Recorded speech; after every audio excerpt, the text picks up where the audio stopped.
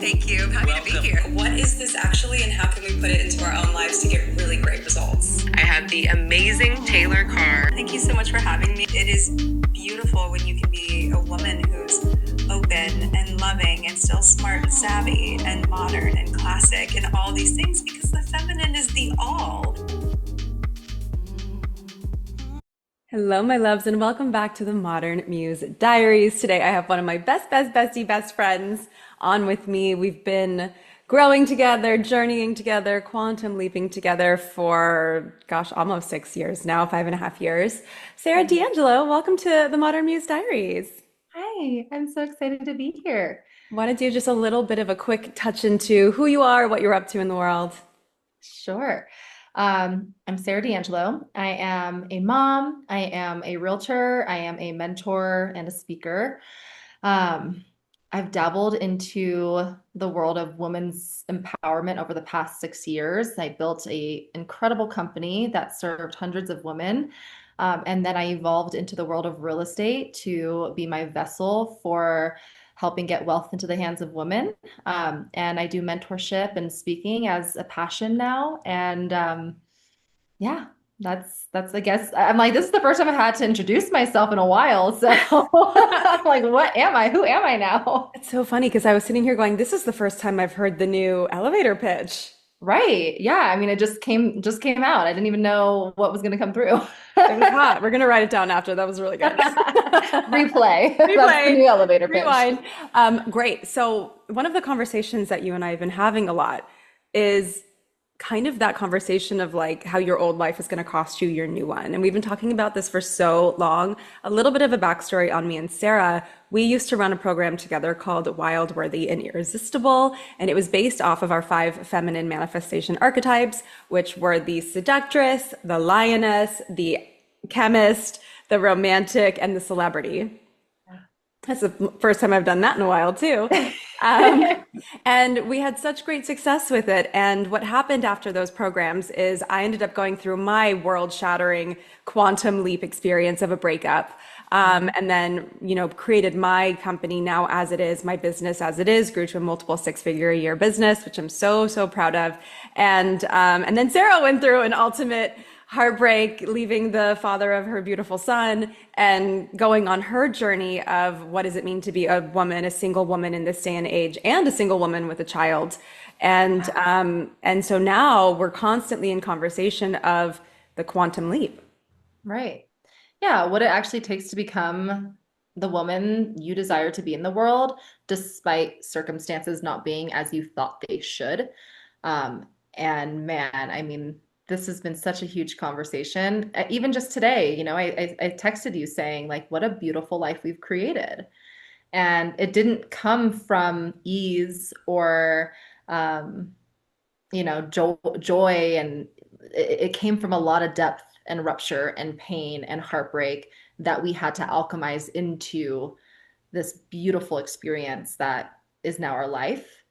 And yeah, I think that it takes a lot of sweat equity and a lot of determination to actually quantum leap and what that means from an energetic and an action level. Yeah, I mean, I think when we talk about feminine ease and flow and all these beautiful things we talk about, it exists in the quantum leap. It exists when you start to really tap into the energetic realm.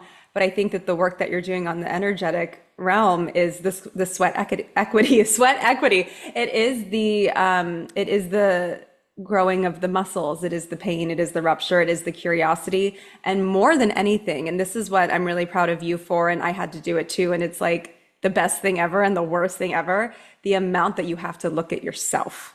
Yeah. To sit with your truth is one of the most challenging things. I can't actually, you know what? I have it right here because I just took a picture of it. This quote hit me so hard. A lesson I learned this year is that a person's capacity for growth is directly linked to how much truth they can face about themselves without running away. Oof. Yeah. Oh, yeah. To be able to sit in the mirror naked with your truth, and it's confronting. It's so confronting, But that's where the evolution, that's where the quantum leap, that's how you get to the other side. I think a lot of people might be afraid to face that. And I know, like, let's use me as an example because I'm a less triggering vessel than, let's say, you or hey, client. But I remember even when you and I were still early in our friendship and our relationship, I think about that version of me. And she was awesome. She was great. But man, she was hiding from a lot of truth. She really was, like she was taking the long bubble baths and so in her feelings and in her body and orgasming all the time and posting her hip circles on the internet because this is my embodiment practice. And all of that was true. And what I wasn't looking at was the fact that I was overperforming in a relationship with a younger man that was keeping me stuck and not serving me. I was not receiving like a woman. I was not receiving from that man or any masculine energy in my life. I was hiding from the world while also showing too much of myself from the world. And I was deeply, deeply, deeply terrified all of the time. I was terrified of loss. I was terrified of losing the home I had had for 10 years. I was terrified of changing the bed, like changing my mattress because I was so used to the other one and it was so comfy for me. Like I was so attached to everything looking like it was while expecting growth. And it wasn't until I lost everything that I could actually truly see how a person, how a woman grows. And it's not the feminine ease, it's the feminine death and rebirth cycle. Yeah. Oh, I got chills thinking about how much we got to loss. And I say that intentionally because now that we are both on the other side of it, in hindsight, we can say, like, I'm so grateful that I lost that, all of that, Hmm. right? Because of what we were able to gain from it. And when you're in it, and if you are someone listening right now who you feel like you are losing a lot in your life, whether it's a relationship or friendships or an identity, whatever it is, you've got to lean into the loss. Mm. There's so much to gain when you stop resisting the loss. I just spoke with you a little bit about this yesterday of when I was holding on to my business like so tight. And when I finally released it and allowed it to, I guess, no longer be something that I was clinging onto with my identity, that's where I no longer attached my self-worth to my career, my success, and that overperforming piece of it. But I would not have been able to cultivate that and even learn that lesson without fully surrendering to the loss of it. I think our ego is a really wonderful character in this conversation. And one of the ways that I make this fun for my clients, for myself, the way that we play in it too, is like making reality a little bit less real, right? Because the pain of loss is like, oh no, I'm going to lose everything. And what if I can't rebuild it?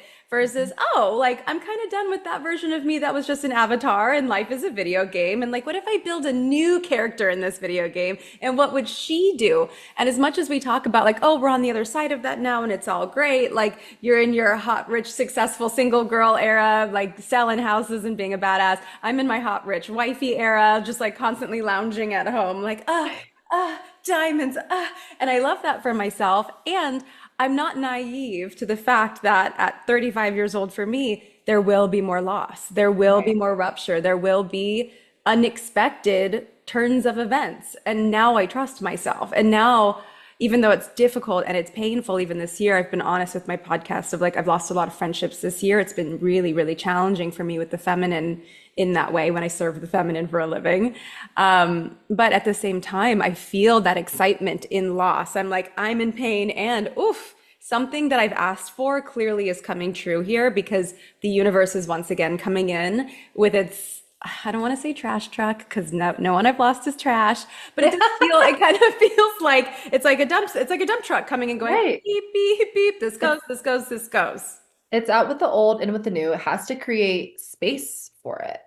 And um, I think it's so important that you hit on the fact that we are not being naive, that like, oh, we've made it. This is the end all be all. We're through the hard part. It's like understanding that life itself has ebbs and flows and being able to flow with it instead of resist it. Like that's the fun part. Like if it was just this for the rest of our lives, I think we'd get pretty bored. Yeah.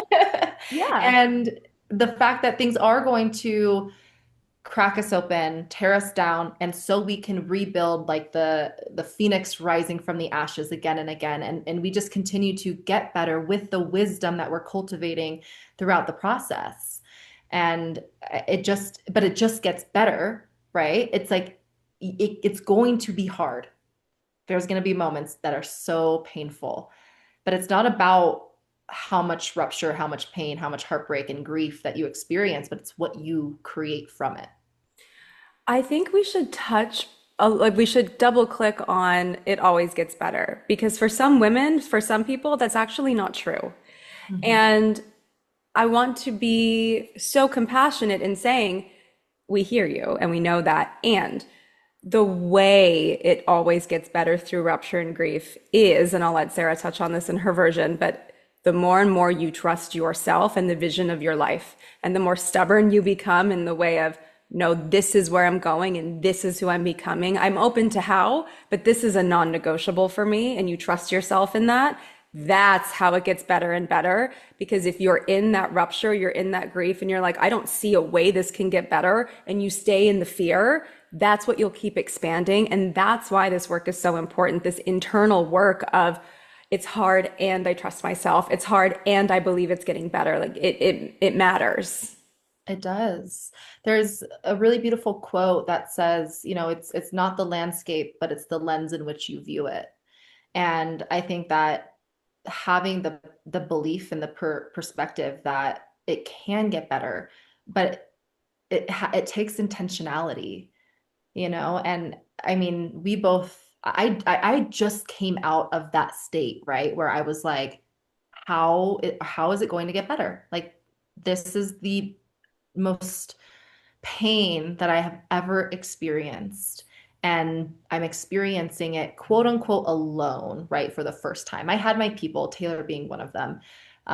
And it was really the first time that I didn't have my person, right? My partner to hold me through something really hard. I had to hold myself. I got to hold myself. And I really had moments where I didn't think it could get better. And that's okay. That's okay to have those moments. And like we see you because I know Taylor is probably like we literally felt like we were going to die during our heartbreaks. Like that's how painful. And your trust in yourself, like you said, your trust in a higher power, your belief in the landscape will get beautiful again. The landscape will grow. The flowers will sprout. Like that is everything. Hmm. Can we talk about what we talked about yesterday as far as like being an expander woman? Because I've been thinking about that conversation that we had ever since we were on the phone about it. And there's such a difference between a woman who is not an expander and a woman who is. And I think every woman has it in her to be an expander, but we Mhm. actually have to choose that identity. And it makes me so excited and like kind of turned on and makes me feel kind of squealy. Um, what does that mean to you, being an expander woman? Oh man. It's so fun and funny because it's like I don't feel like I purposefully do that. It's just kind of, who we are. And again, that is more natural and intuitive for us. That's not the case for a lot of women. That doesn't mean that it's not within you. It is within you. So for me, I think that it is such a reflection back to the person of what their potential is and being open to possibility of like there gets to be more, it gets to be better, like showing people what they're really capable of. And that could be really uncomfy for people. Um, You know what I think it is? Because you say it's natural, and I still am going to push back and say I don't think it is. Um, I really? don't think it is. I think it's a choice. And I think it's the choice to be curious, right? Like somewhere Fair. in your life, you made a choice to be curious about things that you didn't understand, things that maybe triggered you. You decided to be brave enough to be triggered, to be Right. expanded by other expander women, right? Like you actually made that choice. You could have stayed in, Northern California and kind of just like kept working your banking career and smoking cigarettes and doing your damn thing, Right. and not have been curious, right? Like I could have kept acting, and I always had like my pulse on spirituality, but I kind of kept like, I could keep it to myself, and like women's circles were kind of like too, I was being too big, and I'd rather just be an actress because that's what I've always done and just do that. And I, somewhere along the line, went, not only am I curious, but I can't fucking not talk about this. I can't Right. keep this to myself anymore.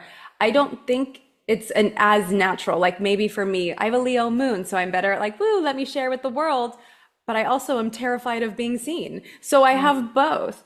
I lent into my desire to be seen rather than my fear of it. You lent into like I can't stop being curious because I love it. My brain is expanded. I'm this, right? So I think every woman gets to find her version of her expander, but I do think it's a choice.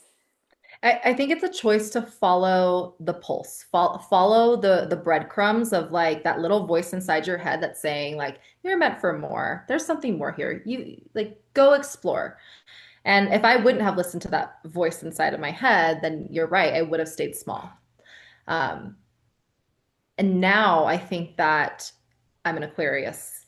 So I think that having just being a little bit of a rebellion and a creative independent thinker is more natural and intuitive for me, right? Yeah. Um, but I don't think that that's to say it's not possible. I think everyone serves a certain purpose, and I think there are specific people, probably not the people listening to this podcast, who don't actually have that desire for a big life. I think that there are people who are perfectly content with the simplicity of things, with the 9 to 5, with the like, and I don't want to say this because it might not feel mediocre for them. It might feel completely fulfilling for them, but through the lens of an expander, right? Like it's like, how could you settle for something like that, right? But that is their purpose. That is what they are here to fulfill in their mission. And it's not bad or wrong. It's just not for me. Hmm. And so I think that there are people in this world, people like you and I, people who are listening to this podcast, who have been, there's been a little seed planted in their heart for whatever reason to expand into a new reality.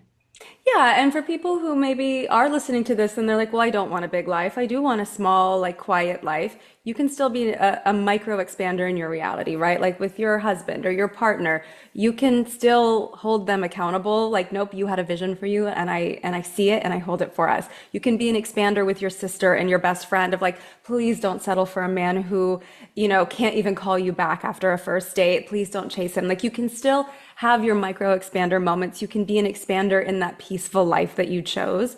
I Yeah. just think I think that so many women, especially women in my world, they want to know how and why, like why do men rise to the occasion for someone like me or for someone like you or for clients, right? Like why do men show up out of the woodwork and they're bringing flowers on first and second dates and sending presents and opening doors and the car doors and how? And it's because I hold the frequency of I believe in you and I see the biggest and the best in you and I'm kind and I'm compassionate and I'm here for it without judgment. So we all get to be our favorite version of that.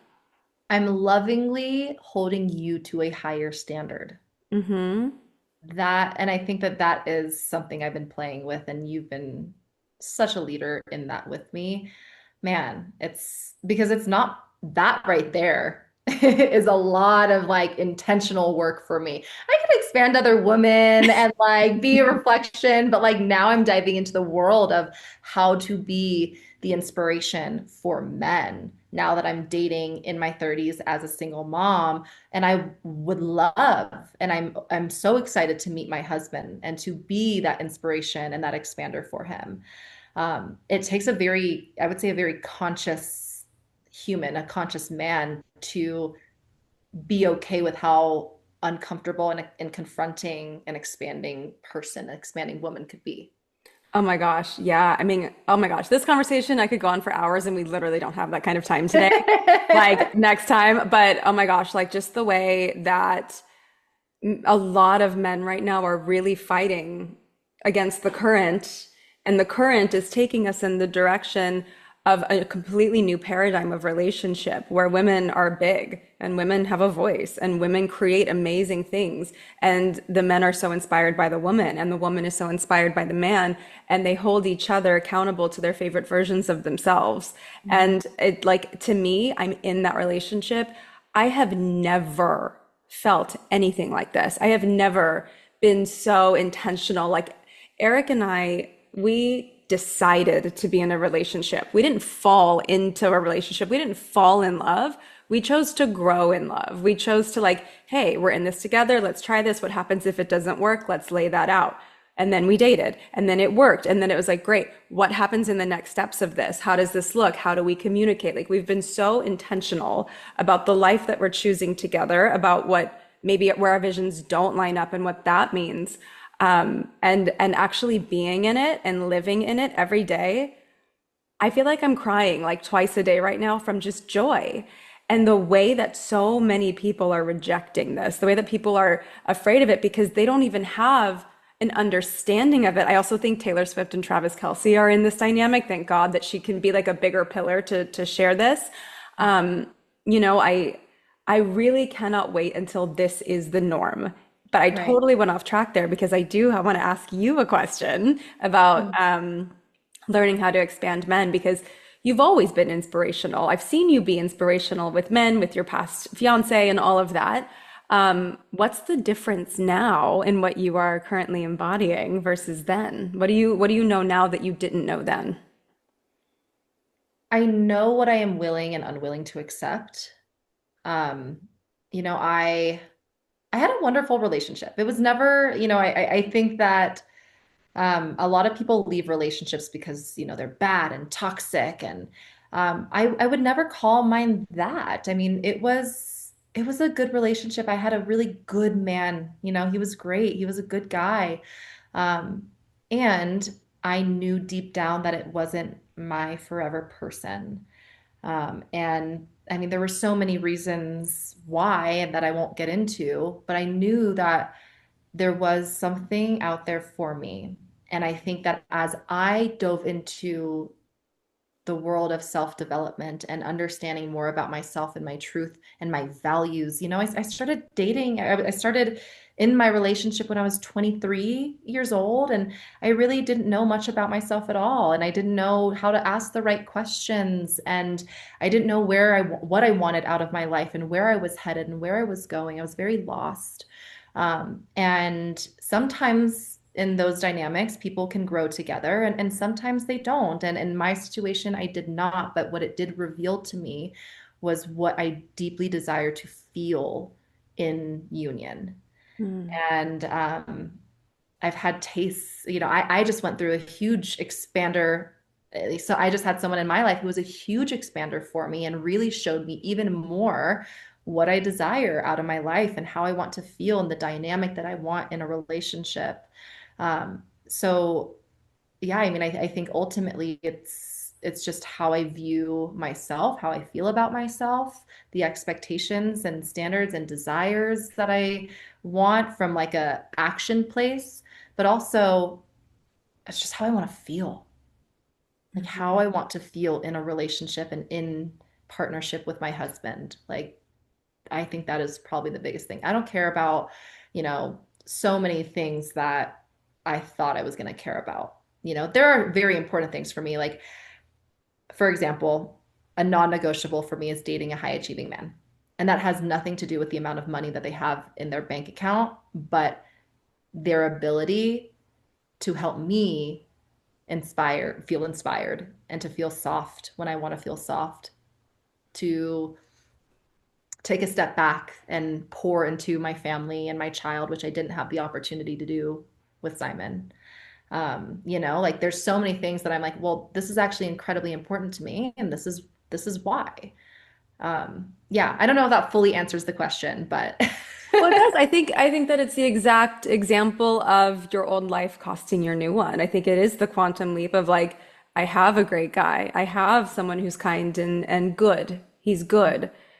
And I can just feel that where I'm going, he's not going to help me get there. In fact, he's going to stop me from getting there. We can stay here in this okay, good place, but I'm never feeling fulfilled and I'm never quite feeling as supported as I would like to in different ways.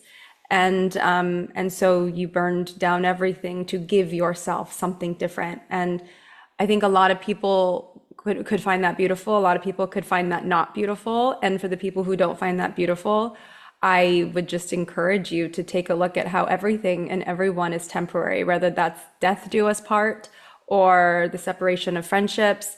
And sometimes our relationships are that too. If a relationship is good and it's holding you back from who you ultimately desire to be, ultimately are meant to be, the gift that you're meant to give to the world, then that might be the sacrifice that you make for the new reality, right? Like people have given sacrifices to the gods for as long as we know. And sometimes in this realm, our relationship can be that sacrifice. Right. And, I think that a lot of people praise staying in relationships, right? Like, stay, stay, stay. Oh, look how long they've been together. Look how long they've been together. Oh my gosh, they've been together for this long. And wow, and I think there's something so incredibly beautiful and meaningful in that. And for me, that is the goal. I want the till death do us part. Mhm. Uh, and I think there also gets to be praise for the woman or the person in general brave enough to leave the relationship sooner when she knows to leave rather than staying in something that is not serving either party. It's not serving anyone, right? Mhm. Like by me leaving that relationship, it was not just setting myself free, it was also both of us leaving good so we could have great and fulfilling and aligned for each of us, Yeah. right? It wasn't like you're not good enough. It was you deserve better. I deserve better. We both deserve something that is more aligned for who we are becoming. And there's something really powerful in that. I saw something recently that said like, oh, I was in a relationship for, 20 years. I should have left or I knew to leave year one, but didn't. Right.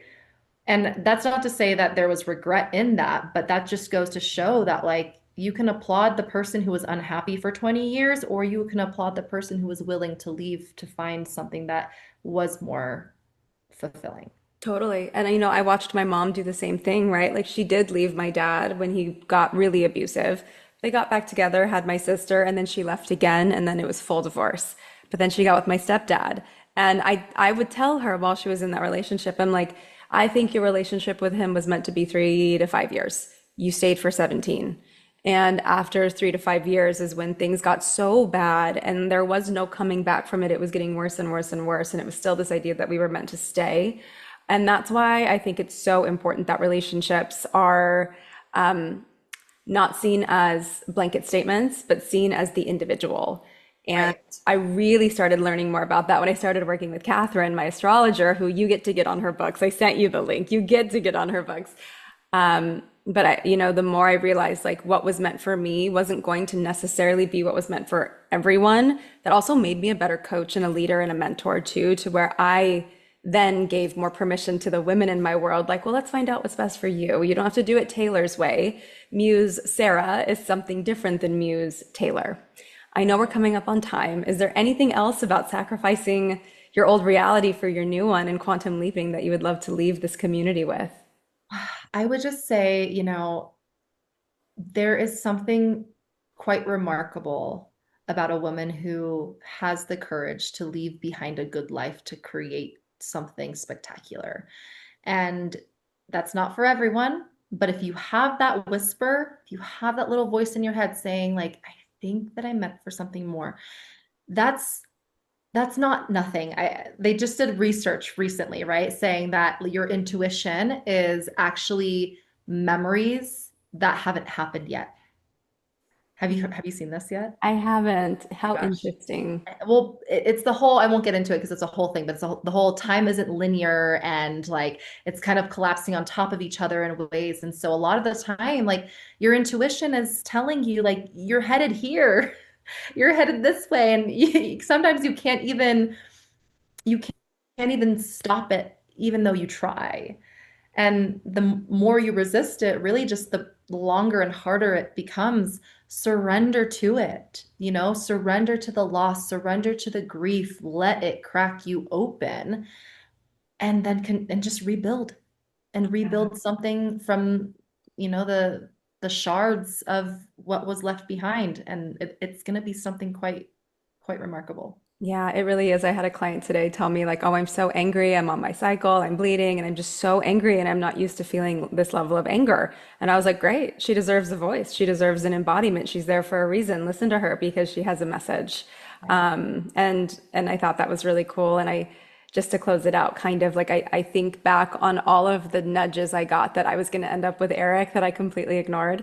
The way that in every single party, I would end up with Eric in a corner somewhere while my boyfriend was like off, like wowing the room. And I'd be like, I would always gravitate towards the place that felt like my home, that felt safe.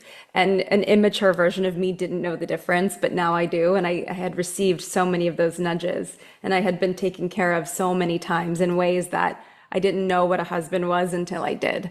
And Right. that felt really, really exciting. So thank you so much for being here. Where can my audience find you if you would like them to find you? I'm on Instagram. You can come play with me there. I'm at Sarah Rose _D. And yeah, yeah, DM me, come Perfect. chat, say hello, let me know if it resonated with you today. And Yeah. Or make sure to tag her in it if you post this, and obviously tag me. I am Taylor Carr. And yeah, thank you so much for being here. These conversations are always so fun when we do this. we can just talk for years and years. We could talk for lifetimes. I know if we were able to have a podcast that was like 10 hours long, we probably wouldn't even stop to breathe. I don't think so. No. I love you so much. Bye, Queen.